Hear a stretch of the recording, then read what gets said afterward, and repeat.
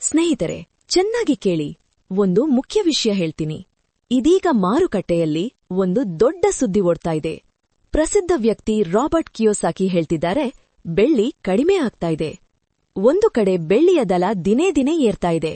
ಇನ್ನೊಂದು ಕಡೆ ದೊಡ್ಡ ದೊಡ್ಡ ದೇಶಗಳು ಬೆಳ್ಳಿ ಸಂಗ್ರಹ ಮಾಡ್ತಾ ಇವೆ. ಇದು ಏನನ್ನ ಸೂಚಿಸ್ತಿದೆ? ಡಾಲರ್ ಶಕ್ತಿ ಕಡಿಮೆ ಆಗ್ತಾ ಇದೆಯಾ? ನಾವೇನಾದ್ರೂ ತಪ್ಪು ಮಾಡ್ತಿದ್ವಾ? ಚೀನಾ, ಭಾರತ, ರಷ್ಯಾ ಈ 3 ದೇಶಗಳು ಬೆಳ್ಳಿಯನ್ನು ತುಂಬಾ ಖರೀದಿ ಮಾಡ್ತಾ ಇವೆ. ಇದು ಹೂಡಿಕೆ ಅಲ್ಲ, ಇದು ಮುಂದಿನ ದಿನಗಳ ತಯಾರಿ. ಏಕೆಂದರೆ ಬೆಳ್ಳಿ ಎಲ್ಲೆಲ್ಲೂ ಬೇಕು. ಸೋಲಾರ್ ಪ್ಲೇಟ್ಗಳಿಗೆ ಬೇಕು, ಮೊಬೈಲ್, ಟಿವಿ, ಫ್ಯಾನ್ಗೆ ಬೇಕು, ರಕ್ಷಣಾ ಸಾಮಗ್ರಿಗಳಿಗೆ ಬೇಕು. ಚಿನ್ನ ಇಲ್ಲದಿದ್ರೂ ಜೀವನ ನಡೆಯಬಹುದು, ಆದರೆ ಬೆಳ್ಳಿ ಇಲ್ಲದ್ರೆ ಇವತ್ತು ಜಗತ್ತು ನಿಲ್ಲುತ್ತೆ.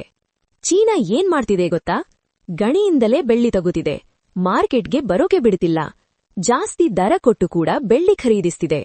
ಅರ್ಥ ಏನು? ಬೆಳ್ಳಿ ಚೀನಾದ ಕೈಯಲ್ಲೇ ಇರಬೇಕು. ಅದರ ಮೇಲಿನ ಕಂಟ್ರೋಲ್ ಚೀನಾಕ್ಕೆ ಬೇಕು.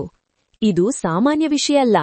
ಯಾವಾಗ ದೇಶಗಳು ಯಾವುದೇ ಬೆಲೆಗೆ ಲೋಹ ಜಮಾ ಮಾಡ್ತವೋ ಅದು ಲಾಭಕ್ಕಾಗಿ ಅಲ್ಲ, ಅದು ಸಂಕಷ್ಟಕ್ಕೆ ಸಿದ್ಧತೆ. ಇದೀಗ ಭಾರತದ ವಿಷಯ. ಕಳೆದ ಕೆಲವು ವರ್ಷಗಳಲ್ಲಿ ಭಾರತ ತುಂಬಾ ಬೆಳ್ಳಿ ತಂದಿದೆ. ಸೋಲಾರ್, ಕಾರ್ಖಾನೆ, ಎಲೆಕ್ಟ್ರಾನಿಕ್ಸ್ ಎಲ್ಲಕ್ಕೂ ಬೆಳ್ಳಿ ಬೇಕು. ಭಾರತ ಬೆಲೆ ನೋಡಿ ಬೆಳ್ಳಿ ತಗೋತಿಲ್ಲ, ಭವಿಷ್ಯ ನೋಡ್ಕೊಂಡು ತಗೋತಿದೆ.